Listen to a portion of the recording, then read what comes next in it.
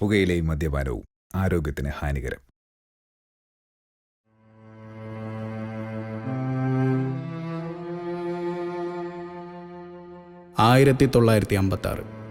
കേരള സംസ്ഥാന രൂപീകരണത്തോടൊപ്പം തന്നെ രഹസ്യമായി അക്സ്പ എന്ന സദാചാര സംഘടനയും കേരളത്തിൽ രൂപപ്പെട്ടിരുന്നു.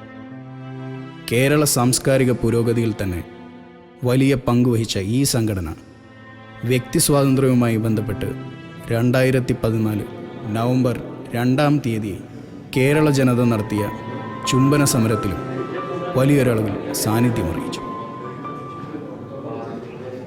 സമരത്തിന് ശേഷം ഭാവി പ്രവർത്തനങ്ങൾക്ക് രൂപം കൊടുക്കാൻ സംഘടനയിലെ പ്രമുഖർ കൊച്ചിയിൽ ഒത്തുചേർന്നു.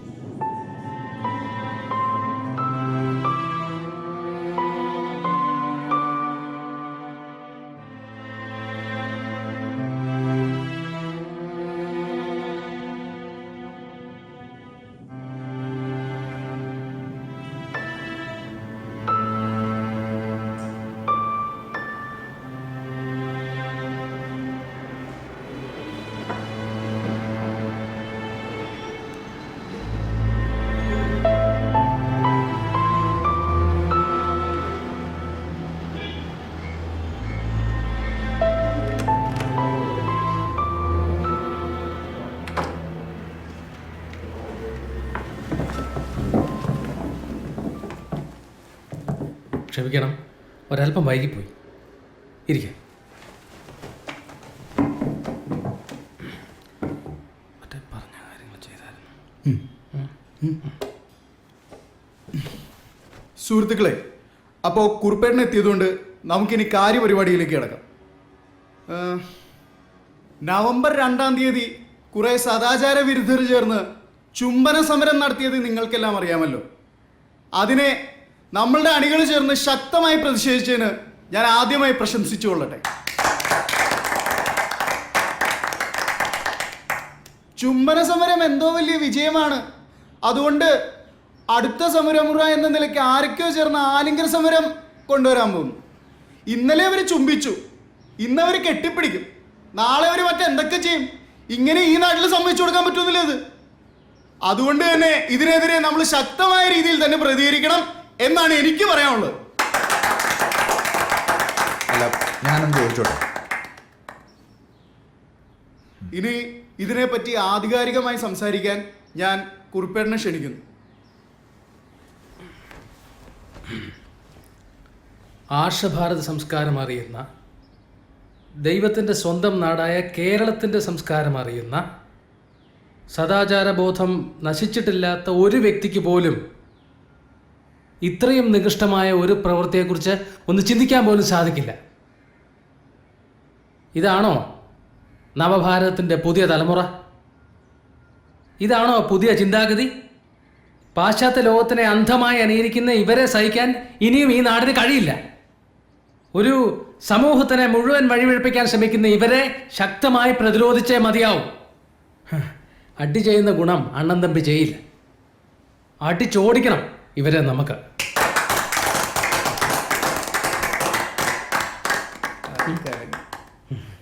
അപ്പോ അല്ല, എനിക്ക് കുറച്ച് സംശയങ്ങളുണ്ടായിരുന്നേ.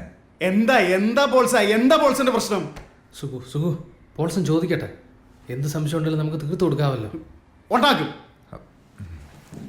അല്ല, സത്യത്തിൽ ഈ ചുംബന സമരം ഒരു വിജയമല്ലായിരുന്നോ? അത് തനിക്ക് മാത്രം തോന്നിയാൽ മതിയോ? എൻ്റെ സുഹൃത്തെ, ഇതെനിക്ക് മാത്രം തോന്നിയ കാര്യമല്ല, കേരളത്തിലെ ബഹുഭൂരിപക്ഷം ജനങ്ങൾക്കും തോന്നിയ കാര്യം. അവരത്രയ്ക്കും അതിനെ പിന്താങ്ങുന്നുണ്ട്. പോൾസൺ എന്താ പറഞ്ഞു വരുന്നത്? കുറുപ്പേട്ട, ഈ സദാചാര പോലീസിങ്ങിനെതിരെ ഒരു പൊതുവികാരം തന്നെ ഉടലെടുത്തിട്ടുണ്ട്. ഒരാണും പെണ്ണും ഒന്നിച്ച് നടന്നാൽ അതെങ്ങനെ സദാചാര വിരുദ്ധമാകും? ഭാര്യയും ഭർത്താവും ഒന്നിച്ച് നടന്നതിനെ ചോദ്യം ചെയ്തതിന് ആത്മഹത്യ ചെയ്ത സംഭവങ്ങൾ വരെ ഇവിടെ ഉണ്ടായിട്ടുണ്ട്. അതിനൊക്കെ എതിരെയാണ് ഇത്തരം പ്രതിഷേധങ്ങൾ. നമ്മളതിനെതിരെ പ്രതികരിക്കും തോറും അത് കൂടുതൽ വഷളാവത്തേ ഉള്ളൂ. പിന്നെ ഈ ആർഷഭാരത സംസ്കാരത്തെ പറ്റി സംസാരിക്കുകയാണെങ്കിൽ ഖജരാബോയിലെ ചുമർ ചിത്രങ്ങളും കുംഭമേളയിലെ സ്വാമിമാരുടെ നഗ്നനൃത്തങ്ങളും പിന്നെ വാത്സ്യായന്റെ കാമസൂത്രം മുതൽ പറഞ്ഞു തുടങ്ങേണ്ടി വരും. ഒരാണും പെണ്ണും ഒന്നിച്ച് സംസാരിച്ചിരുന്നതിന് കുറുപ്പേട്ടനും കൂട്ടരും നടത്തിയ പേക്കൂത്ത് ഇവിടെ ആരും മറന്നിട്ടില്ലല്ലോ അല്ലേ? അതൊന്നും അവനെ കൊണ്ട് പറയിക്കാതിരിക്കുന്നതായിരിക്കും ഇവിടെ എല്ലാവർക്കും നല്ലത്. വേണ്ട മതി, മാറിയില്ല. ഓരോരുത്തർക്ക് അവരവരുടെ അഭിപ്രായങ്ങൾ കാണും, അതിനെ നമ്മൾ മാനിക്കണം. അമ്മയും മോനും ഒന്നിച്ചു കിടന്ന അതിലും സദാചാരം കണ്ടെത്താൻ ശ്രമിക്കുന്ന ഈ ഗുണ്ടായുസ എന്ന് അവസാനിക്കുന്നോ അന്നേ ഇത്തരം സമരമുറകൾ നിൽക്കൂ. വടാ കണ്ടില്ലേ, നമ്മുടെ പുതിയ തലമുറയുടെ ചിന്താഗതി ഇങ്ങനെയാണ്. ഇത് ഭാവി തലമുറയിലേക്കും പടരാതിരിക്കാൻ നമ്മൾ ശ്രദ്ധിക്കണം. ഇല്ലെങ്കിൽ നമ്മുടെ നാടിന് തന്നെ ഇത് ആപത്താണ്. ഇരിക്കും.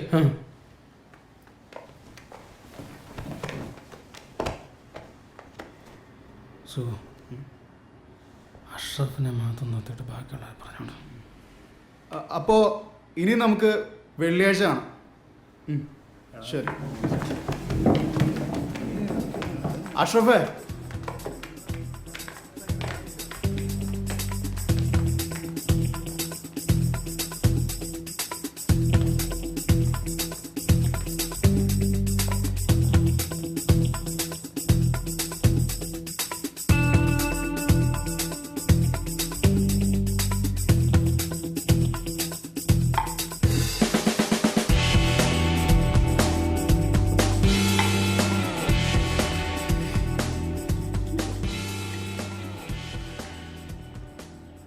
ഓരോരോ പട്ടി തീട്ടാങ്ങളാ.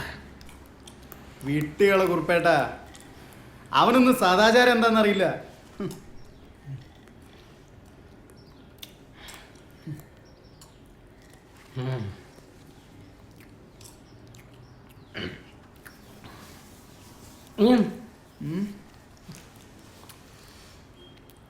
പുതിയതെല്ലാം വന്നോ?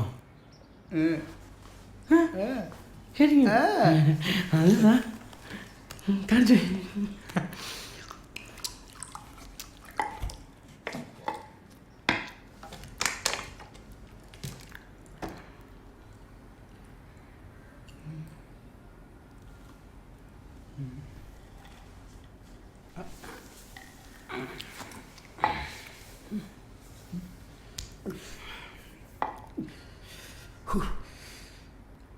ഇവന്മാർക്കൊക്കെ ഇത് എങ്ങനെ കിട്ടുന്ന എൻ്റെ സത്യം.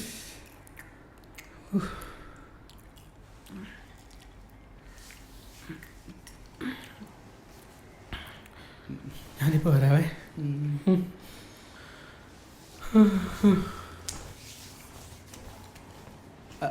സരള വിളിക്കട്ടെ കുറിപ്പേട്ടാ. പെട്ടെന്ന് വിളിയടാ.